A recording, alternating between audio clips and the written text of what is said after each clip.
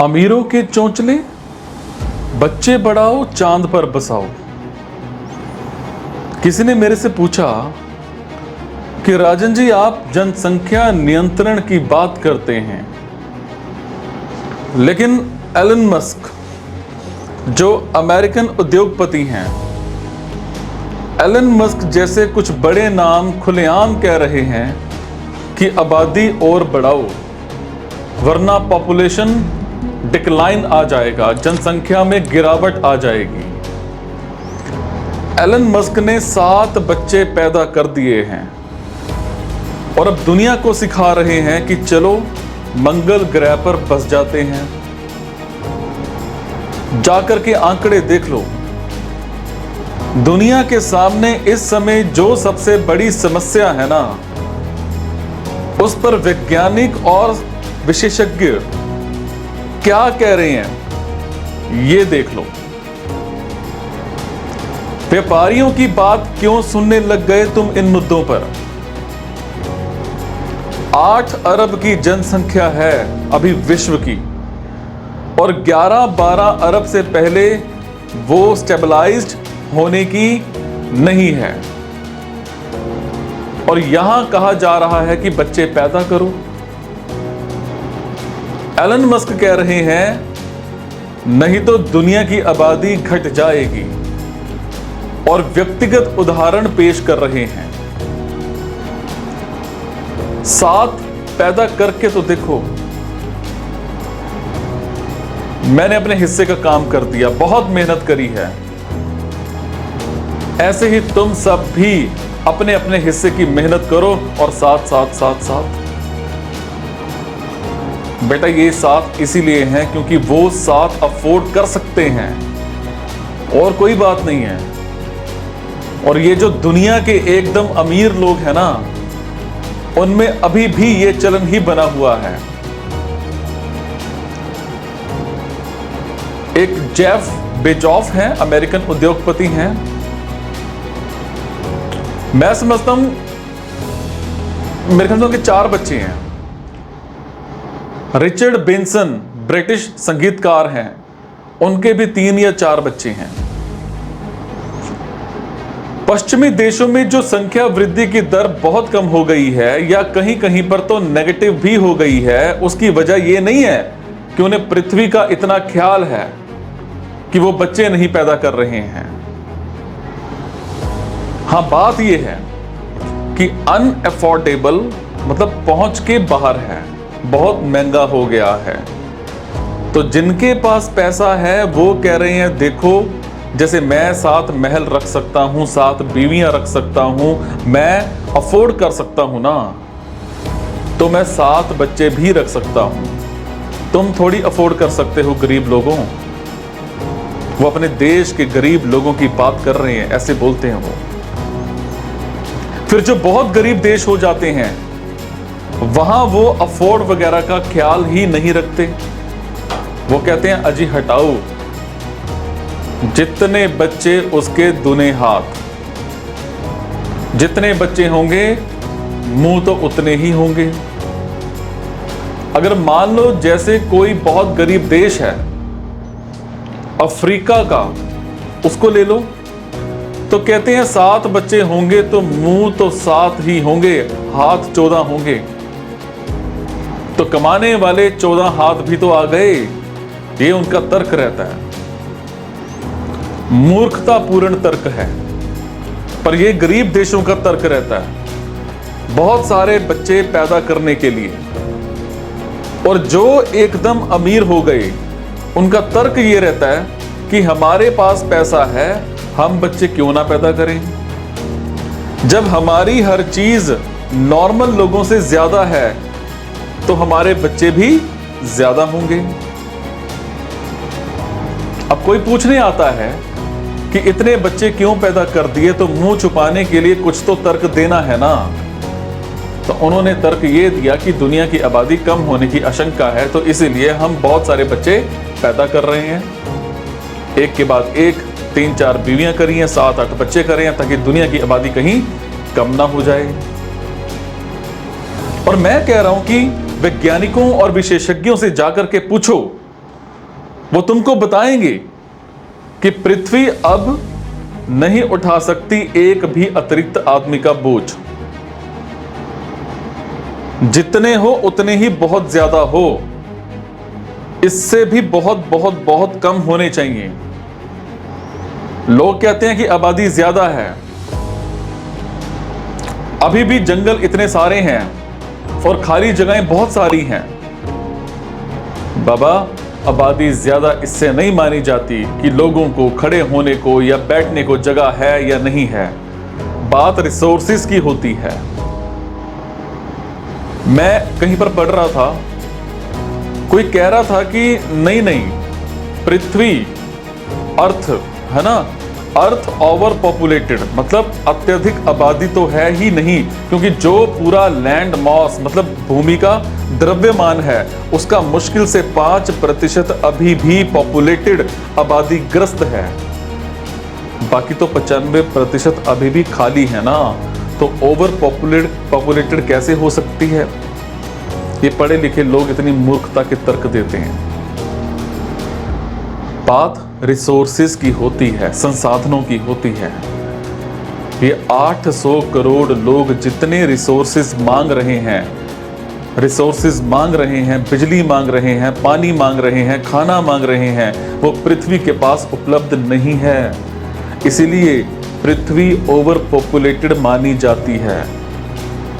और इस वक्त दुनिया की जो बड़ी से बड़ी बीमारियां हैं, चाहे वो बायोडाइवर्सिटी लॉस हो, चाहे क्लाइमेट कोई आपदा हो, उसका वास्तविक समाधान सिर्फ एक है, वो है जनसंख्या नियंत्रण, पॉपुलेशन पर कंट्रोल। और उसकी जगह इस तरह के महानुभाव एकदम उल्टी गंगा बहा रहे हैं। वो कह रहे हैं कि और बच्चे पैदा करो और पृथ्वी पर लगा दी है आग। अब जाकर के मार्स मतलब मंगल ग्रह पर बैठ रहे हैं और दद्दा को बताए जा रहे हैं कि देखो पृथ्वी हमने खा ली, बिल्कुल बर्बाद कर दी। जैसे केला खा करके छिलका फेंक दिया जाता है, वैसे हमने पृथ्वी फेंक दी। अब चलो मंगल को कॉलोनाइज मतलब उपनिवेश करते हैं। तुमने पृथ्वी बर्बाद ना करी होती तो मार्स को कॉलोनाइज करने की जरूरत पड़ती क्या? लेकिन तुम इसमें बड़ी शेखी बघार रहे हो। तुम कह रहे हो कि देखा, हम मंगल पर जा करके ह्यूमन कॉलोनी मतलब मानव की बस्ती एक स्टेशन बसा करके आए हैं। ये ऐसी सी बात है जैसे कोई अपने घर में आग लगा करके अपनी शेखी बघारे कि देखो मैंने उधर दूर के एक जंगल में जा करके तंबू गाड़ दिया है। क्या तंबू है? वैसे ही वो अपने 4 रॉकेट लेकर के घूम रहे हैं। देखो क्या रॉकेट लॉन्च किया है। अरे इसकी जरूरत क्यों पड़ रही है? क्योंकि तुमने अपने घर में आग लगा दी है, पृथ्वी में आग लगा दी है, और ऐसी बातें कर करके कि बच्चे और पैदा करो, ये करो, वो करो। अभी हो रहा है।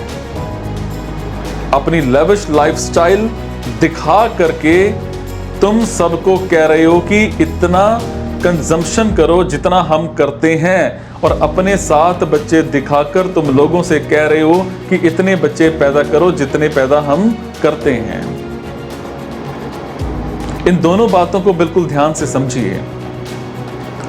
वो कह रहे हैं कि पर कैपिटा कंजम्पशन मतलब प्रति व्यक्ति खपत कितना करो जितना मैं करता हूं। मेरी लाइफस्टाइल, मेरे जीवन शैली को देखो, मेरा मेंशन, मेरी हवेली को देखो, मेरी गाड़ियां देखो, मेरे यार्ड को देखो, ये सब मेरी चीजें देखो। ये सब चीजें रख करके सामने आप क्या एग्जाम्पल प्रस्तुत कर रहे हो कि आप भी इस लेवल का कंजप्शन करो।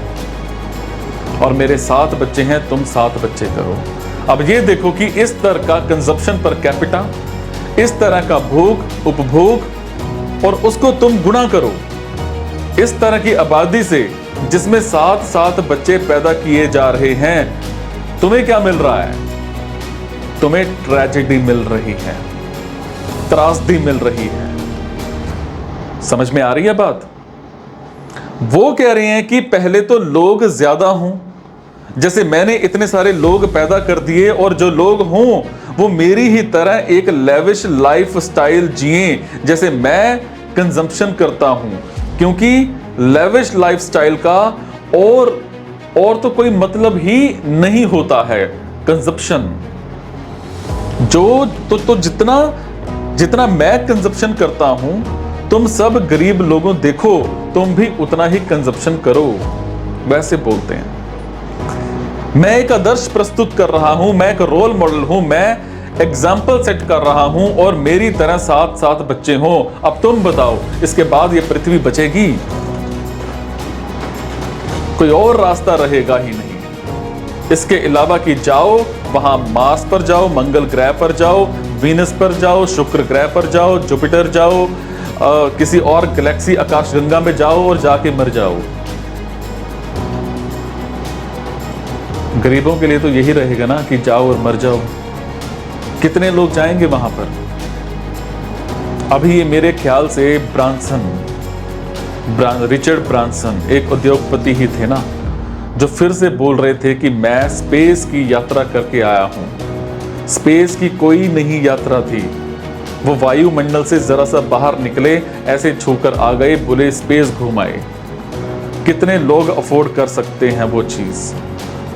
तो ये अगर कभी होगा भी कि चांद पर या मार्स पर ह्यूमन कॉलोनी बनेगी, तो उसमें कौन जाकर के रहने वाला है? सिर्फ और सिर्फ जो सबसे अमीर लोग हैं।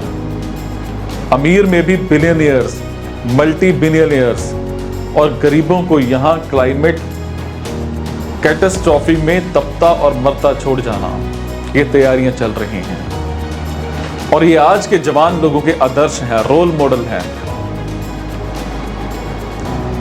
एक अच्छी कार बना देना एक बात होती है और एक अच्छी जिंदगी जीना बिल्कुल दूसरी बात होती है। ये बात आपको समझ में क्यों नहीं आ रही है? टेस्ला जो कार का मॉडल है, उसकी टेक्नोलॉजी सीख लीजिए, बहुत अच्छी बात है। बढ़िया इलेक्ट्रॉनिक कार है, बहुत अच्छी बात है। और यहां तक कि आप देख लीजिए कि कैसे चलती है, कैसे बनती है, बाकी सब बढ़िया देख लीजिए। लेकिन उस आदमी को आप एक जीवन में पथ प्रदर्शक की तरह देखने लगे कि ये तो गुरु है, जैसे ये करता है वैसे मैं भी करूंगा, तो ये बहुत बेवकूफी की बात हो गई ना। और आप क्यों उसके देखने लग जाते हो गुरु की तरह? क्योंकि आपके अंदर लालच है, लालच है।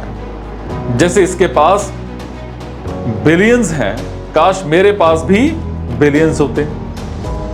दुनिया का सबसे अमीर आदमी है, वो दुनिया का सबसे अमीर आदमी है, इसलिए जो कुछ भी करेगा आप उसकी नकल करने की कोशिश करोगे, उसे भगवान ही बना लेते हो आप।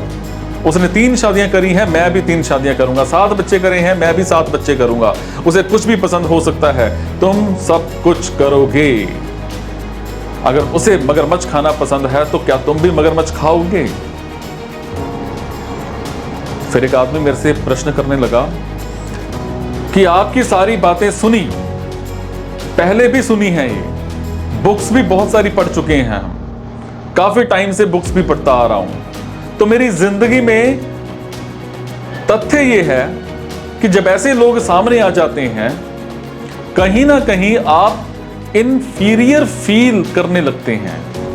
जैसे मैं एक एग्जांपल देता हूं, मेरा एक कजन है, वो एक वकील है, तो सब एक फैमिली फंक्शन में आए तो उनके पास अच्छा खासा पॉर्श महंगी कार मॉडल गाड़ी है।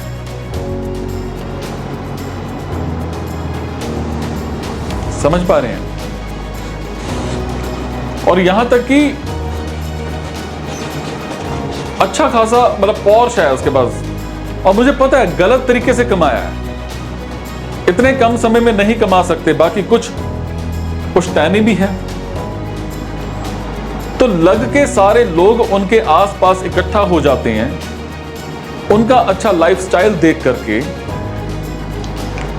आपने एलन मस्क की बात की, इतना तो नहीं पता, फिर भी हमारे आसपास देखें तो इस तरह के जो भोगवादी किस्म के लोग होते हैं, उनके आगे ये बात सही है, आपकी सारी बातें मन को जचती हैं, ये गलत है, फिर भी कहीं अंदर जो जानवर बैठा है वो इंफीरियर फील करता है कि काश ये सब एक बार चाहे दिखाने के लिए कि दुनिया मिल जाए तो क्या है, एक बार हो तो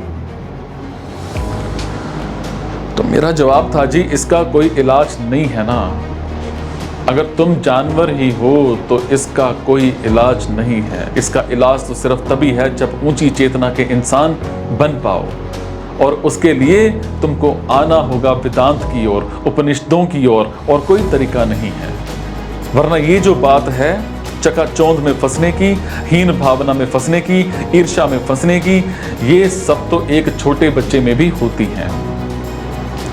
तुम्हारे घर में एक बच्चा हो छोटा 2-3 साल का, उसका छोटा भाई बहन पैदा हो जाए, अभी तक बच्चे को जो ध्यान मिलता था, जो मोह ममता मिलती थी, वो उसके छोटे भाई को मिलनी शुरू हो जाए, तो बड़ा बच्चा जो है ना वो 2-3 साल का है, छोटा अभी नया नया पैदा हो गया है, तो जो बड़े वाला है इसको बड़ी जलन होने लग जाती है। ये तो हम मां के पेट से लेकर के पैदा होते हैं, ये आदतें, ये वृत्तियां। इसीलिए तो फिर ये जो गर्भ से शिशु पैदा होता है, जो पशु जो पैदा होता है, शिशु माने पशु, वो जो पैदा होता है, उसको इंसान बनाने के लिए जीवन शिक्षा की जरूरत होती है। वो जीवन शिक्षा अगर तुम्हें नहीं मिली है, सही किताबों से, सही लोगों से, सही संगति से तुम्हारा वास्ता नहीं रहा है, तो जानवर ही रह जाओगे। और फिर इस तरह के लोग तुम पर हावी रहेंगे, कोई पैसा दिखाकर, कोई ताकत दिखाकर, तुम उनके आगे जलील सा अनुभव करने लग जाओगे। फिर वो प्रश्न करने लगा कि उपनिषद भी पढ़ते हैं, वो बात भी ठीक लगती है, समझ आती है, पर ये बात तथ्य भी नकार नहीं सकते कि उनके पास है। चाहे मत नकारो, नहीं नकार सकते तो मत नकारो, इसमें क्या करूं मैं? उपनिषद भी ठीक लगते हैं, उपनिषद टू आर राइट, और क्या उनके अलावा सही लगता है? एब्सोल्यूट को एब्सोल्यूटली मानना होता है, ऑल्सो टू नहीं मानना होता। नहीं, आपकी बात भी ठीक है, पर उनकी बात भी ठीक है, तो तुम उधर ही चले जाओ। फिर कहने लगा कि राजन जी आपके अभी एलन मस्क पर बात की है, तो इसमें एक तर्क यह भी आता है कि एलन मस्क इन केस अगर पृथ्वी पर मास एक्सटिंक्शन होता है तो वो तो हमें बचा ही रहा है। देखो, मास एक्सटिंक्शन मतलब सामूहिक विनाश नेचुरल तरीके से होने की क्या संभावना है? 0.1%। और जो काम करे जा रहे हैं इंसानों के द्वारा इन धनपतियों के प्रभाव में, उसके कारण जो आपका सामूहिक विनाश होने की क्या संभावना है? 100% तो बचाया जा रहा है या जलाया जा रहा है तुमको? यह कैसा सवाल है? मास एक्सटिंक्शन अपने आप बिल्कुल हो सकता है। कल को कोई एस्टेरॉयड आकर के पृथ्वी पर टकरा जाए, पूरी मानव जाति खत्म हो जाएगी, लेकिन उसकी संभावना क्या है? 1 in a million, 10 लाख में से 1। और इंसान जिस तरीके से जी रहा है और उपभोग कर रहा है और बच्चे पैदा कर रहा है, उसके कारण मास एक्सटिंक्शन की क्या संभावना है? 100%। और वो भी 100-200 साल के अंदर ही अंदर। ज्यादा बोल रहा हूं, हो सकता है कि 10, 20, 50 साल के अंदर अंदर। तो ये क्या तर्क है कि मास एक्सटिंक्शन से हमको बचाया जा रहा है? ये ऐसी सी बात है कि कोई अभी तुम्हारा गला रेत दे और कोई पूछे क्यों मार दिया इसको, बोले मारा थोड़ी है, ये 80 की उम्र में मरने वाला था, मैंने उस मौत से इसको बचा दिया है। अब ये 80 की उम्र में नहीं मरेगा ना। हाँ, ये बात तो सही है, अब ये 80 की उम्र में नहीं मरेगा। मैंने इस पर एहसान किया कि नहीं किया कि इसको 80 की उम्र में जो मौत होती उससे बचा दिया। ये कौन सा तर्क है? तो कहने लगा एक मैट्रिक मानक उपलब्ध है इंटरनेट पर कि एक अर्थ ओवरशूट डे होता है। इसमें यह बताया जाता है कि इस वक्त जितना हम इस्तेमाल कर रहे हैं, जितनी हमारी आबादी है, उसके लिए हमें 1.7 टाइम्स ऑफ अर्थ चाहिए, 1.7 गुना पृथ्वी चाहिए। तो मेरा जवाब था कि ये 1.7 ग्लोबल एवरेज है। याद रखना, अगर तुम अमेरिका का लोगे तो शायद 10 होगा ये आंकड़ा। बात ये है कि जो ये वेटेड एवरेज है वो निकल रहा है, जो 1.7 आ रहा है, तो वो वेटेड एवरेज पॉपुलेशन के ऊपर है। और पॉपुलेशन हिंदुस्तान जैसे देशों की ज्यादा है, और हिंदुस्तान में अभी अगर सिर्फ हिंदुस्तान का लोगे तो 1.7 नहीं आएगा, वो 0.42 0.5 ही आएगा। इसीलिए ग्लोबल एवरेज जो है वो अभी फिर भी सिर्फ 1.7 है। 1.7 भी 1 से ज्यादा है। एक मतलब कि आपको अपने आप को चलाने के लिए एक अर्थ की जरूरत पड़ेगी। 1.7 का मतलब है कि आपकी आबादी कुल जितनी है और जितना कंजप्शन कर रही है उसके लिए आपको 1.7 पृथ्वियां चाहिए। कहीं से लाओगे वो दूसरी पृथ्वी? एक से ऊपर वाली जो है। अगर एलन मस्क के देश जाओगे अमेरिका, तो वहां प्रति व्यक्ति जितना उपभोग होता है पर कैपिटा कंजप्शन, उसके लिए तो 1.7 भी नहीं 10 पृथ्वियां चाहिए। 10 भी शायद कम बोल रहा हूं, अगर आंकड़े चेक किए जाएं तो 20 भी निकल सकता है। और 20 भी क्या है? 20 भी अमेरिका की आबादी का एवरेज है। अब उसमें भी अगर तुम बिलियनियर्स का कंजप्शन लोगे तो वो आंकड़ा 20 से उठ करके 20,000 हो जाएगा। हर बिलियनियर जितना कंजप्शन कर रहा है उतना कंजप्शन अगर पृथ्वी का हर एक व्यक्ति करने लगे तो तुम्हें 20,000 पृथ्वियां चाहिए, उतना माल, उतनी सामग्री उपलब्ध कराने के लिए। लेकिन हर व्यक्ति का आइडियल यही होता है क्या कि मैं भी एक दिन उस बिलियनियर जैसा हो जाऊंगा और हर व्यक्ति हो गया उसके जैसा, तो 20,000 पृथ्वियां चाहिए। ले आओ जहां से ला सकते हो। होना यह नहीं चाहिए कि सबके सब लोग उनके जितना कंजप्शन करें। होना यह चाहिए कि उनके कान पकड़ करके उनको नीचे लाना चाहिए कि तुम इतना उपभोग नहीं कर सकते, इतना कंजप्शन करना अलाउड नहीं है, अनुमति नहीं, क्योंकि तुम खुद नहीं कर रहे हो कंजप्शन। तुम दुनिया भर के लिए क्या बन रहे हो? उदाहरण बन रहे हो, एक रोल मॉडल बन रहे हो। तो वो पूछने लगा कि आपने आखिरी में बताया कि उनके कान पकड़कर उनको आपको नीचे लेकर के आना चाहिए, लेकिन अभी हो तो यही रहा है कि उनकी ही देखा देखी हम उनके पीछे पीछे चले आ रहे हैं। तो एक जवान आदमी या कोई एक इंडिविजुअल आदमी, वो मान लो मैं भारत में रहता हूं, तो मैं क्या कर सकता हूं कि भाई मेरा कंजप्शन कम रहे? तो मेरा जवाब था कि कंज्यूम करने वाला मन होता है, लोगों का मन ठीक करना पड़ेगा। ये जो यहां पर कर रहे हैं ना, इसके लिए 100 बार बोलता हूं कि दुनिया का सबसे जरूरी काम है आदमी का मन ठीक कर दो, उसका कंजप्शन अपने आप कम हो जाएगा।